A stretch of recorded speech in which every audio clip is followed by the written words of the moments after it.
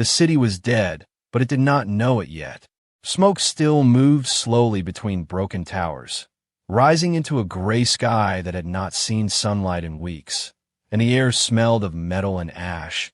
The war between humans and aliens had ended 3 days ago, but silence was not peace. It was the quiet after something terrible. Captain Armin walked alone through the empty street. His boots crushed glass and dust with every step. His armor was scratched, his shoulder burned from a wound that was still healing. But he did not stop. He had one last area to check before returning to base. Sector 9, the place where the last alien resistance had fallen. Every building around him was destroyed. Walls were open like broken ribs. Doors hung loose. Windows were shattered. Nothing had survived the bombing. Nothing should have survived. That was why he stopped when he saw it. At the end of the street, between two collapsed towers, there was a house that was untouched. It was small, almost simple compared to the advanced alien buildings around it. Its walls were smooth and white, not burned, not cracked. The windows were clear, reflecting the gray sky like calm water. There was no dust on its steps, no damage on its roof. It looked alive in a city of ruins. Armin felt something strange in his chest. It was not fear exactly, but it was close. He checked his scanner.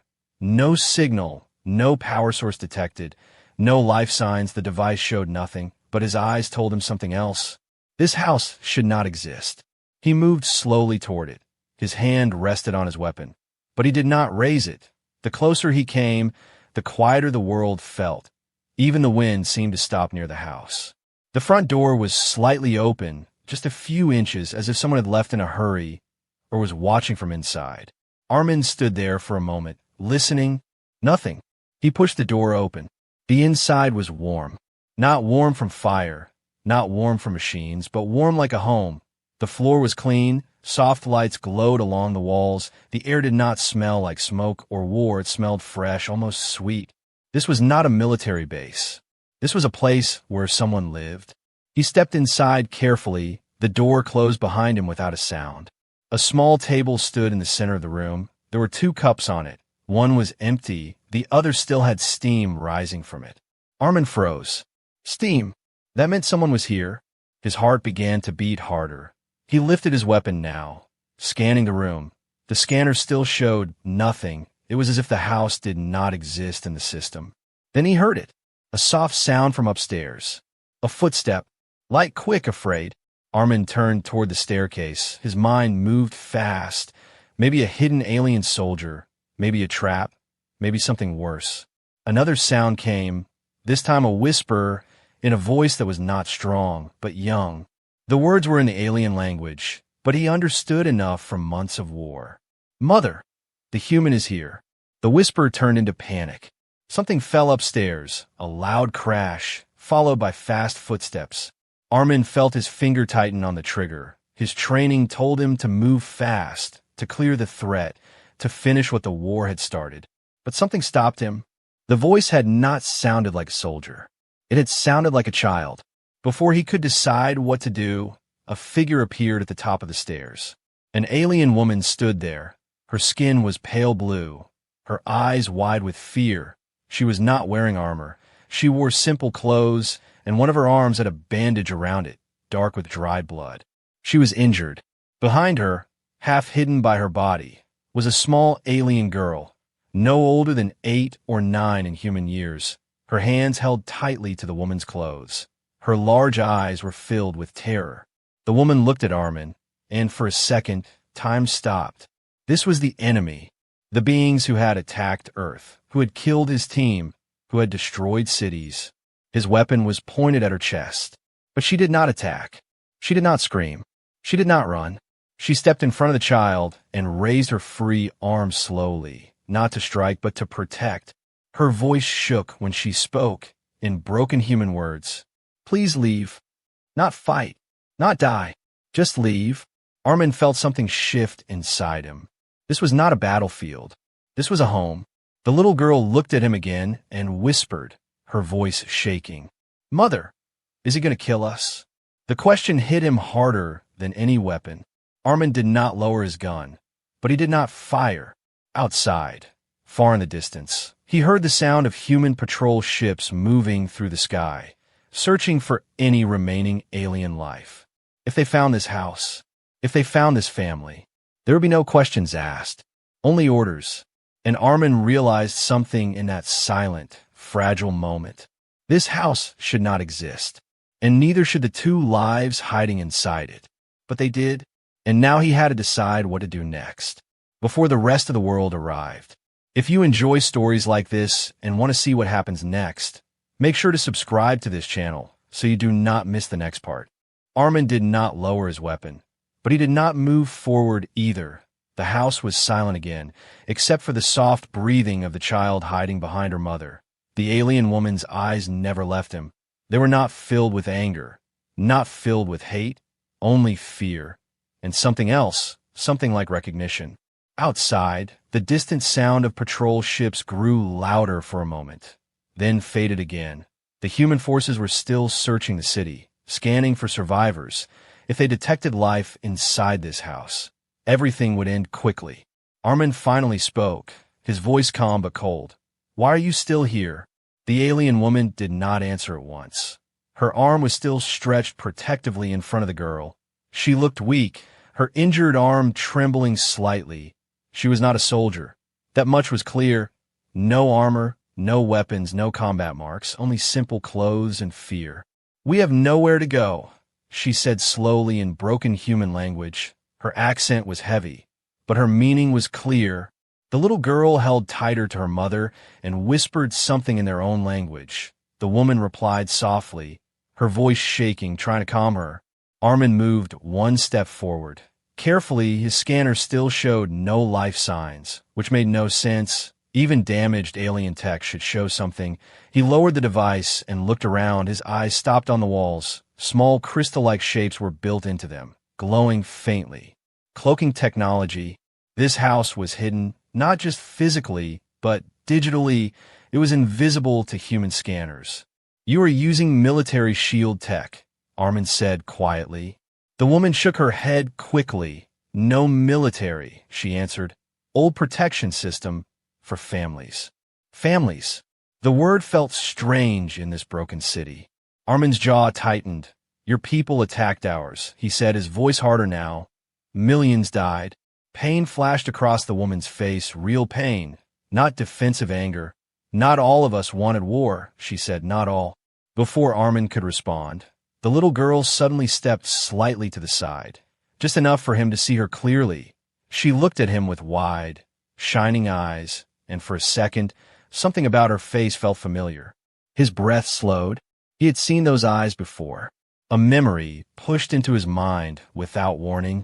Flashes of a battlefield, smoke and fire everywhere. Alien ships crashing into the ground. Human soldiers shouting, blasters firing. He had been separated from his unit during that fight, moving through the ruins of an alien transport vessel, searching for survivors. He remembered finding a wounded alien woman inside the broken ship. She had been lying on the floor, bleeding heavily, trying to shield a small child under her body. His weapon had been aimed at them. Just like now, his team's voices had shouted through his communicator, "Finish them, Captain." But he had hesitated.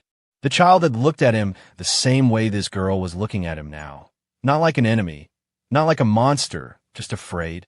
Instead of firing, he had thrown a small emergency medical pack toward them and walked away without a word. He had told his team there were no survivors in that section. He had never told anyone the truth. The present rushed back into his mind like cold water. The alien woman was staring at him now, her breathing uneven. "You," she whispered, her voice barely a sound. "You are the one." Armin's grip on his weapon tightened. "The one what?" She slowly lowered her protective arm, just a little, not fully trusting, but no longer expecting immediate death. "The one who did not kill us," she said, "on the burning field." The little girl nodded quickly, stepping out just a bit more. "Mother said the humans saved us," she said in soft but clearer human words. "Mother said not all humans are monsters." The words hit him harder than any accusation could have. Armin felt a strange pressure in his chest, something heavy and uncomfortable. He had not thought about that moment again after the battle. He had convinced himself it did not matter. that it changed nothing. But they were standing here because of that choice. You should have left the city, he said quietly, trying to regain control of the situation. We tried, the woman replied, but your ships blocked the sky. Your soldiers searched the ground. We hid here, waiting. Waiting for what? She looked at him directly now, her fear still present, but mixed with fragile hope. For you, she said. The word made the air feel even heavier. Before he could respond, a sharp sound came from outside, much closer this time, a low mechanical hum, followed by the distant crackle of human communication devices. Patrol team. They were scanning the area again, closer than before. Armin moved toward the window and looked through a narrow opening in the wall. He saw two human armored vehicles turning into the street, slow and careful, scanning everything. If they entered the house, the cloaking system might not be enough at close range. Behind him, the little girl whispered, "Are they going to find us?" Armin did not answer right away. His mind was racing. He had orders to report any surviving alien life. He had lost friends in this war, good soldiers, brave people, and yet, these two were not soldiers. They were not fighters. They were simply alive.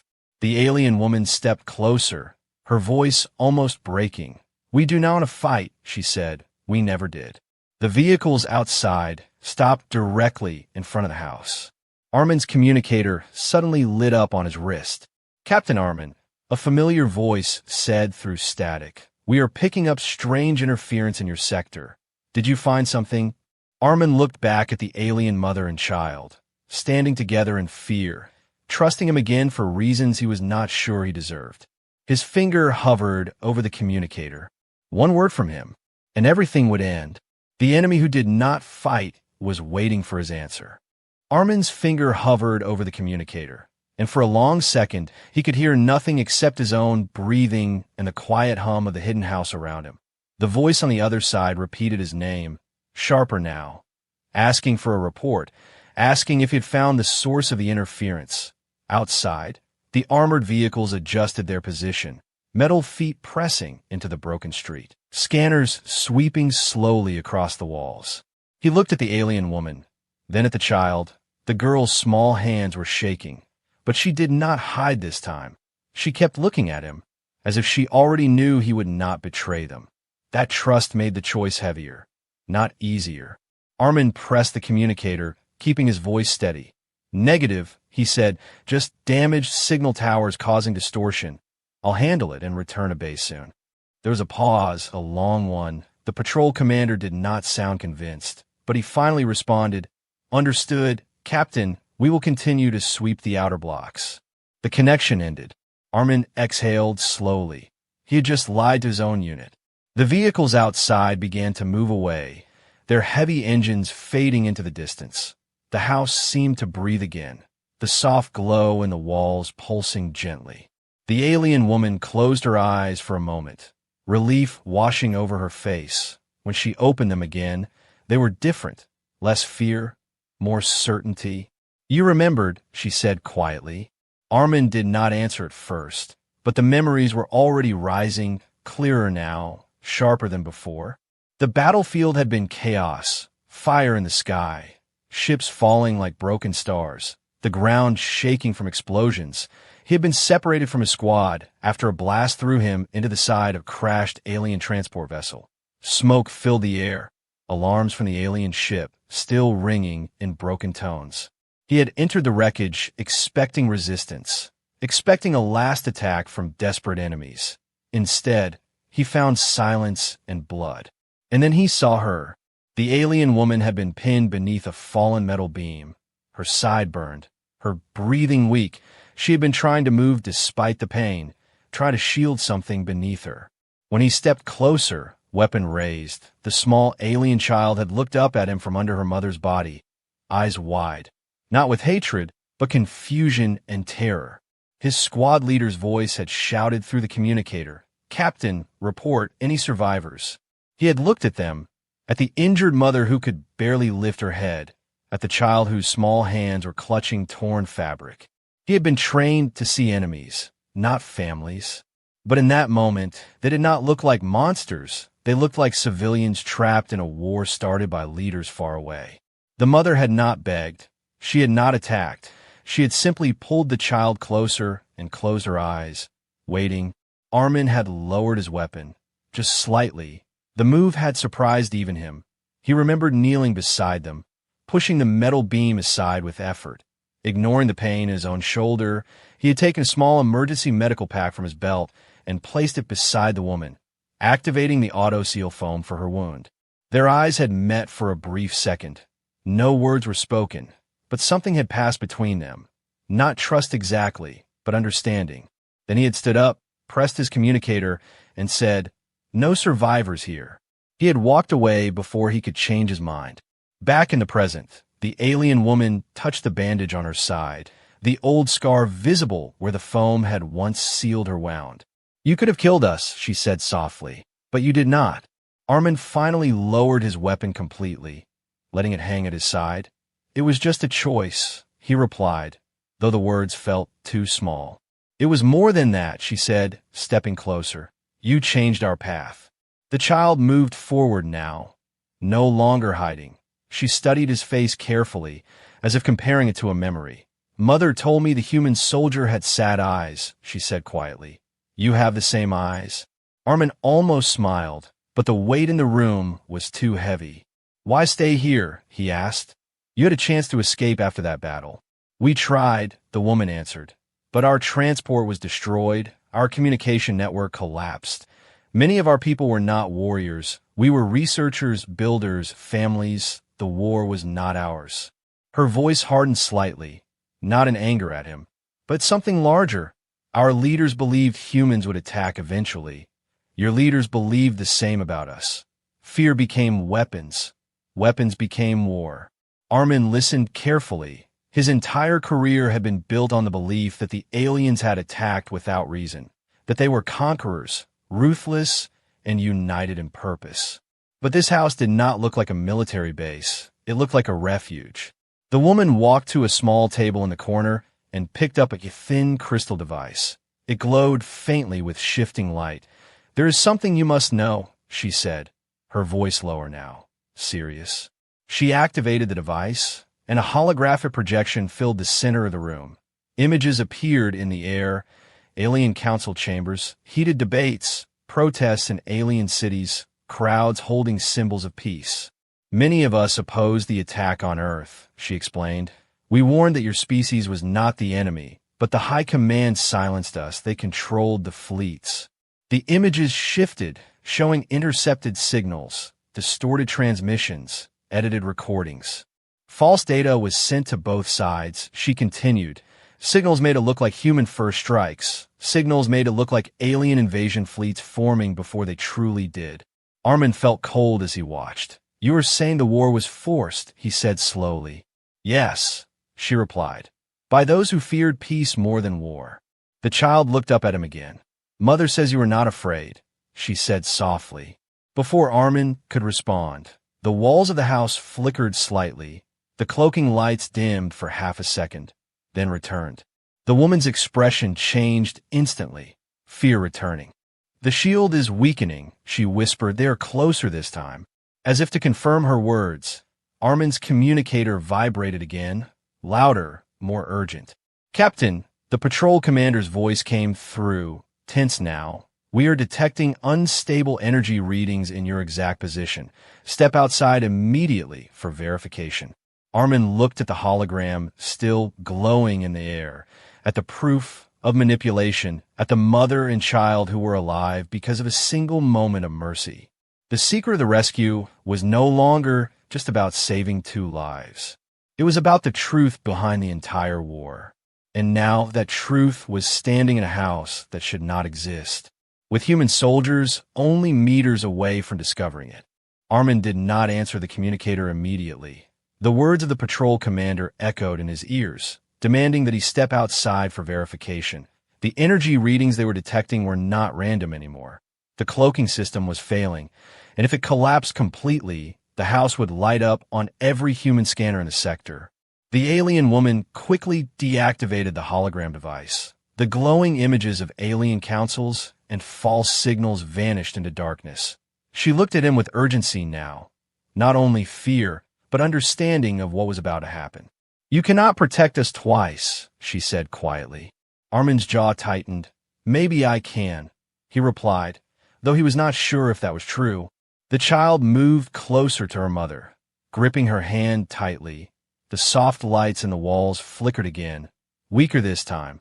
The house was breathing unevenly, like a living thing that was running out of strength. The communicator vibrated again, louder, sharper. "Captain Armin, this is a direct order. Step outside now." He knew that tone. It was no longer a friendly check. It was suspicion. He looked around quickly, studying the interior. There had to be a lower level. Most alien homes were built with underground chambers for protection. His eyes found a thin line in the floor near the back wall, almost invisible. "Is there a basement?" he asked quickly. The woman hesitated for only a second before nodding. She moved to the wall and pressed her palm against a smooth surface. The floor panel near them slid open silently, revealing a narrow staircase leading down into darkness. "You and the child go down," Armin said firmly. Her eyes widened. "And you?" "I will handle them," he replied. The sound of heavy boots echoed outside now. Metal steps against broken stone. The patrol had left their vehicles. They were approaching on foot. The child looked at him with fear and confusion. "Will they hurt us?" she whispered. Armin forced his voice to remain steady. "Not if they don't find you." The woman guided the child toward the staircase, but before stepping down, she turned back. Her gaze held something deeper now, a silent question, asking if she was making the right choice by trusting him again. He gave a small nod. She disappeared into the darkness below, and the floor panel slid shut, sealing seamlessly. Armin quickly scanned the room, removing any sign that someone else had been there. He moved the cups from the table. Wiping away the remaining steam with his sleeve, he adjusted the position of a chair, trying to make the house look abandoned. A loud knock struck the door. Not polite, not gentle. "Captain," a soldier's voice called from outside. "Open the door." Armin walked toward it slowly. Controlling his breathing, he opened the door halfway, stepping out into the gray light. 3 human soldiers stood in front of him, armored and armed, visors down, weapons ready. Behind them, the patrol commander removed his helmet, his face hard and suspicious. "We are picking up irregular signals directly under this structure," the commander said. "Our scanners show interference patterns consistent with cloaking technology." Armin crossed his arms calmly. "The entire city is full of broken alien systems," he replied. "You expect clean signals after orbital strikes." The commander did not smile. He stepped past Armin and looked inside the house. His eyes moved slowly across the walls, the table, the staircase, searching, calculating. "You are alone?" he asked. "Yes," Armin answered without hesitation. One of the soldiers activated a portable scanner and stepped forward. The device emitted a low humming sound as it analyzed the area. Armin felt sweat form under his armor despite the cool air. If the scan penetrated deep enough, it would detect life below. The cloaking system was unstable. It might not hold against close-range military equipment. The humming grew louder, then sharper. The soldier frowned, looking at his device. "Sir, there's definitely energy coming from below ground level." The commander's eyes narrowed. He looked directly at Armin. "Care to explain that?" Armin stepped forward slightly, lowering his voice. "There's an old power cell beneath this block," he said. "We marked it during the first assault, but never deactivated it. It is unstable and dangerous. If you breach it without proper equipment, it could explode." The commander studied him carefully, searching for any sign of weakness. "Why were you standing inside instead of reporting this immediately?" he asked. "I was verifying the readings," Armin replied evenly. "You called me before I finished." The silence stretched between them, thick and heavy. From beneath the floor, there was no sound, no movement. The alien mother and child were perfectly still. The soldier with the scanner adjusted the settings. Increasing sensitivity, the device gave a short, sharp pulse. For a second, a faint echo appeared on the screen. Not a power cell signature, not random interference, something biological. The soldier's head snapped up. "Sir, I'm getting." The scanner suddenly flickered, sparks jumping from its side. The screen went dark. The soldier cursed, shaking the device. It shorted out. Armin did not react, though inside his heart pounded violently. The house's cloaking system had released a defensive surge at the perfect moment. The commander looked irritated now. "This whole sector is a mess," he muttered. He turned back to Armin. "You have 5 minutes to clear out and return to base. We will mark this building for demolition tomorrow." Demolition. The word struck like a physical blow. If they destroyed the house, the basement would collapse. The woman and child would have no escape. Armin nodded calmly. Understood. The patrol team stepped back, returning toward their vehicles. The engine started again, heavy and loud. The commander gave Armin one last long look before placing his helmet back on. When they finally moved away down the street, Armin remained standing outside, watching until they turned the corner and disappeared from sight. He stepped back into the house and closed the door. The silence inside was different now, more fragile. He activated the floor panel again, and the staircase opened. The alien woman emerged slowly, the child still holding her hand. "They will destroy this place," she said quietly, having heard enough through the thin structure. "Yes," Armin replied, "tomorrow." The child looked around the room, as if trying to memorize it. This had been their last shelter, their last safe place in a broken world. Armin looked at them both and realized something painful and clear. He was no longer just hiding them. He was now hunted by his own kind. Because the moment demolition began, the patrol would expect him to be somewhere else. Not here, not protecting the very beings he was trained to eliminate. And if they discovered the truth, he would be treated the same way they would treat any surviving alien. The word demolition stayed in the air long after Armin said it, heavy and final. The house no longer felt like a hiding place. It felt like a clock counting down to destruction. The alien woman stepped fully into the room, her injured arm pressed against her side.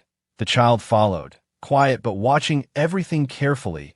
The soft lights in the walls were dimmer now, struggling to maintain the cloaking shield. "We cannot stay," Armin said, his voice low but firm. "Tomorrow this entire block will be reduced to dust." The woman nodded slowly, but her eyes were not focused on the walls or the door. They were on the small crystal device still resting on the table. "There is something you have not seen," she said quietly. Armin looked at her. "The hologram you showed me." "That was only part of it," she replied. "What you saw were debates, protests, proof that many of us did not want war. But that is not the full truth." She walked to the table and picked up the device. Her fingers moved across its surface, and the crystal began to glow again. Brighter this time, the air above it shimmered, then formed a new projection. This time the images were darker, more secret. Armin saw a chamber filled with alien military leaders, their faces hard, their voices sharp. The projection translated their words into human language. "The humans are developing faster than expected," one leader said. "If we do not strike now, they will match our power within decades." Another voice answered, "Then we create the reason to strike."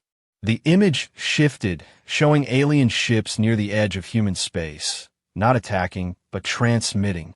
"False distress signals," the woman explained, "sent from human-designed frequencies, made to appear as if your fleets were preparing a first strike." The projection changed again.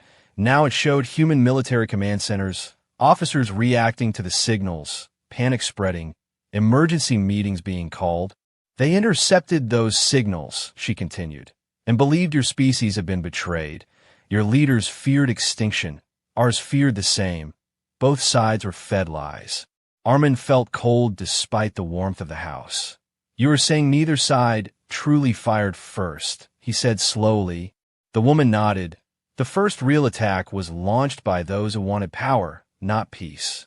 The child stepped closer to the projection, looking at the flickering images of ships and explosions.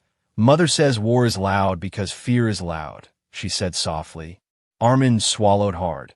His entire career had been built on the belief that the aliens had invaded without warning. that humanity had only defended itself. He had lost friends believing they were protecting Earth from monsters. If this is true, he said, why show me? The woman deactivated the larger projection and held up a smaller crystal shard hidden inside the main device. It was thin, almost invisible. Because this contains direct evidence, she said. Encrypted recordings from the High Command, confirmation of signal manipulation, orders that prove the attack was engineered. She placed it in his hand. It was lighter than he expected, but it felt heavier than any weapon he had carried. If humans see this, she continued, they will know the truth. The war will not be remembered as simple hatred between species. It will be remembered as betrayal by leaders who feared cooperation. Armin looked at the crystal carefully. And your leaders, he asked, what will happen to them? The woman's expression hardened. The same as yours, if justice still exists. Outside, a distant rumble shook the ground slightly. Not patrol vehicles this time. Something larger, preparations for sector cleansing were beginning earlier than expected.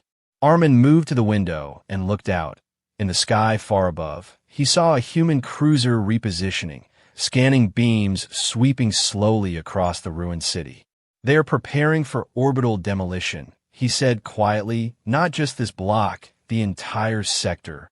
The woman's eyes widened. But there are still survivors. Not officially, Armin replied, his voice bitter. The report says this city was fully evacuated before final assault. The child looked confused. But we are here, she said. Yes, Armin answered, turning back to them. And that is the problem. Silence filled the room again. But it was different now. It was not fear alone. It was understanding of something much larger. This data, Armin said, holding up the crystal, if I transmit it through military channels, it will be intercepted, blocked, erased. The woman nodded. That is why we waited, she said. We knew the soldier who saved us would not blindly follow orders. We believed you might question them. Armin almost laughed at the strange logic. You trusted a random human soldier, he said. You were not random, she replied calmly. You chose mercy when you had no reason to. The child stepped closer again, looking up at him. Mother says brave is not when you fight, she said. Brave is when you stop. The words struck him deeper than any accusation could have. Another rumble shook the house, stronger this time. Dust fell lightly from the ceiling. The cloaking lights flickered violently. We do not have much time, Armin said firmly. If the cruiser locks onto this energy source, the first strike will erase this building in seconds. The woman looked at him with a mix of fear and determination. Then you must decide now, she said. Will you protect a lie or risk everything for truth? Armin stared at the crystal in his hand. He thought of his fallen squad members, of the cities burned on Earth, of the anger that had filled every human broadcast since the war began. If the truth came out, many would refuse to believe it. Some would call it alien manipulation, others would call it treason.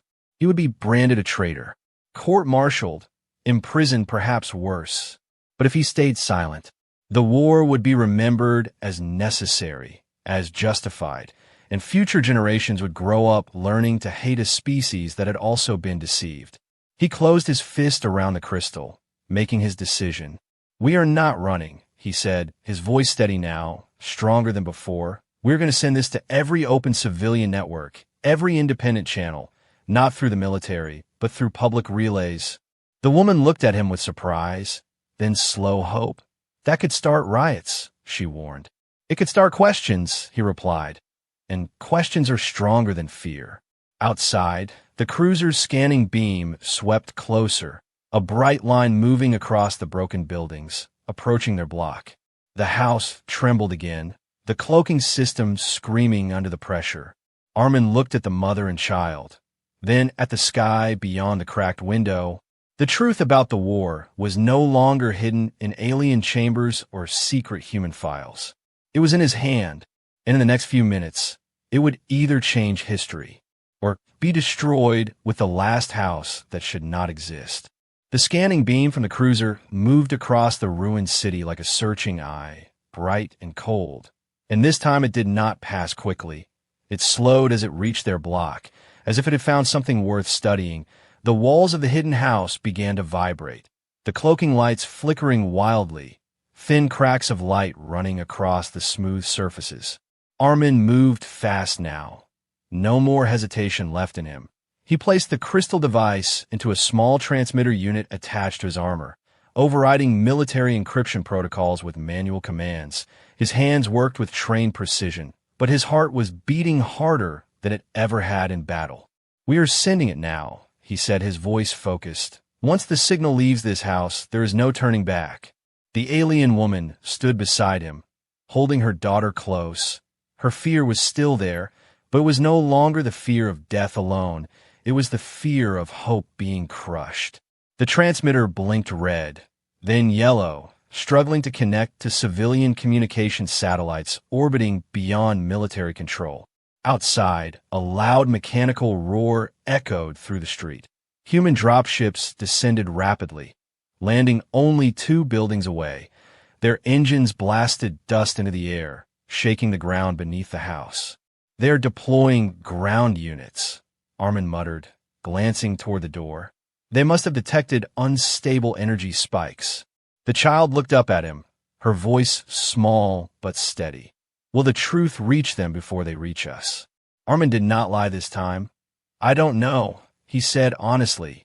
The transmitter suddenly flashed green. A thin beam of coded data shot upward through the ceiling, invisible to the eye, but powerful enough to pierce the chaos of signals above. "It's sent," he said quietly. At that exact moment, the front wall of the house shook violently as an external scanning pulse hit it directly. The cloaking system sparked, then failed completely. The smooth white walls lost their faint glow, revealing the house fully to the world outside. Alarms began to ring from the human soldiers approaching. "Confirmed energy source located," a distant voice shouted. "Possible alien survival unit inside." Armin grabbed his weapon and turned toward the alien woman. "Basement tunnel, now," he ordered. She nodded and rushed toward the hidden floor panel, activating it quickly. The staircase opened once more, but this time there was no calm, only urgency. Heavy boots slammed against the front steps. A loud explosion blasted the door inward, sending fragments of metal and dust across the room. Human soldiers stormed inside, weapons raised. Armin positioned himself between them and the staircase, firing a controlled burst at the ceiling above the soldiers. Not aiming to kill, but to slow them, debris rained down, forcing them to take cover. "Captain Armin," one of them shouted in shock. "Stand down, what are you doing?" He did not answer. Instead, he triggered a small pulse grenade and threw it toward the entrance. The blast released a wave of electromagnetic interference, temporarily disabling their targeting systems. "Go," he shouted toward the basement. The alien woman pulled her daughter down the stairs. The panel began to close, but before it sealed completely, one soldier fired blindly into the room. The shot struck the wall near the staircase, sparks flying dangerously close to the fleeing figures. Armin fired again, forcing the soldiers to retreat further into cover. His mind was racing. He could not hold them off for long. They would recover quickly, and reinforcements would arrive within minutes. He backed toward the staircase and dropped down just as the floor panel slid shut above him, sealing them beneath the house. The underground tunnel was narrow and dimly lit by faint blue strips along the walls. The air was cooler, but filled with the sound of explosions from above. The house groaned as heavy impacts struck its exterior. "They're preparing orbital strike authorization," Armin said as he ran beside them. "Once confirmed, this entire structure will be erased." The alien woman stumbled slightly, her injured side slowing her down. The child tried to support her, but she was too small. Without hesitation, Armin moved to her other side, lifting part of her weight onto his shoulder. "We move together," he said firmly. Behind them, a massive explosion shook the tunnel. Dust fell from the ceiling. The demolition had begun earlier than planned. The soldiers above were not waiting for tomorrow anymore. The tunnel split ahead into 2 paths, one leading deeper underground, the other angling upward toward the edge of the city ruins. "Which way?" Armin asked quickly. "Up," the woman replied, breathing hard. There's an exit near the old transit line. Another blast rocked the structure. The lights flickered, then one side of the tunnel partially collapsed behind them. Blocking the path back, there was no return now. As they moved upward, the sound of the cruiser intensified, a deep humming vibration that filled the air like thunder. Suddenly, the tunnel ahead cracked open, a piece of ceiling falling and striking the woman's shoulder. She cried out softly and fell to one knee. The child screamed, kneeling beside her. Armin turned back immediately, pulling the debris aside with force.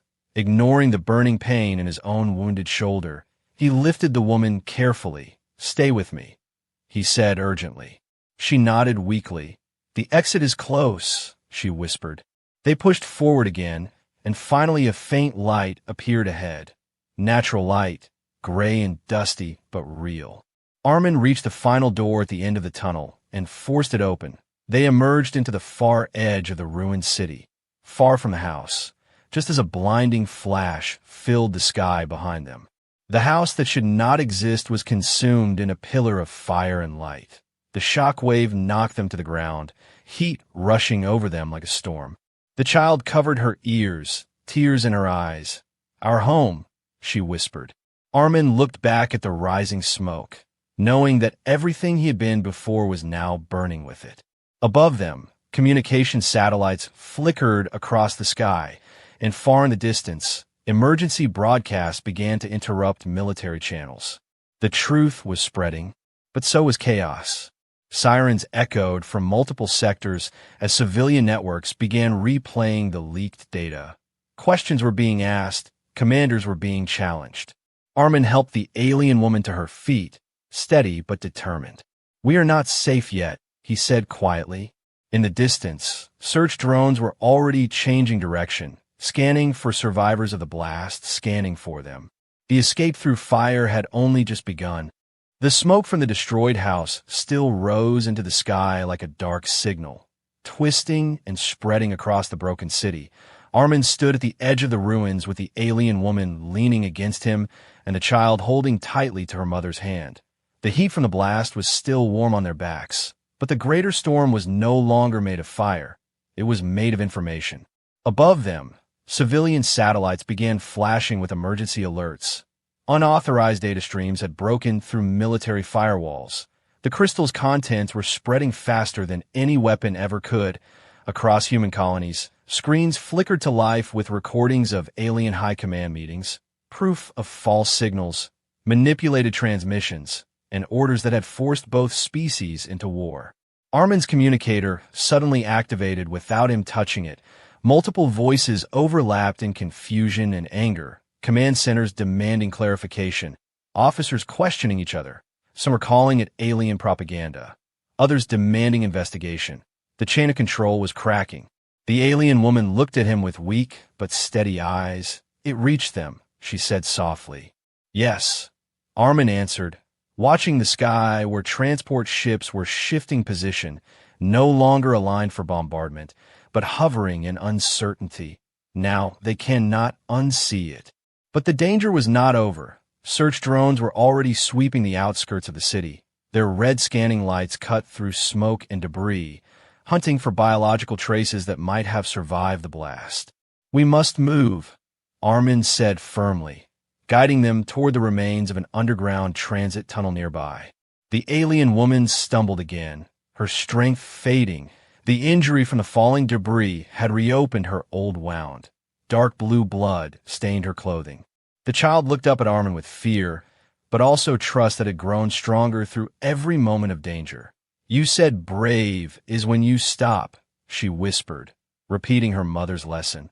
"Did you stop the war?" Armin did not answer immediately, because he did not know. The truth had been released, but truth did not guarantee peace. It only forced people to face what they had done. Behind them, a transport ship descended rapidly, not with weapons drawn, but with emergency lights flashing. Human medics stepped out cautiously, scanning the area. Armin raised his weapon halfway, unsure of their intent. A familiar voice called out from the open hatch. It was the patrol commander from earlier, his helmet removed, his expression no longer suspicious, but shaken. "Captain Armin," he said loudly, "stand down. We received the transmission." Armin did not lower his weapon yet. "And?" he asked carefully.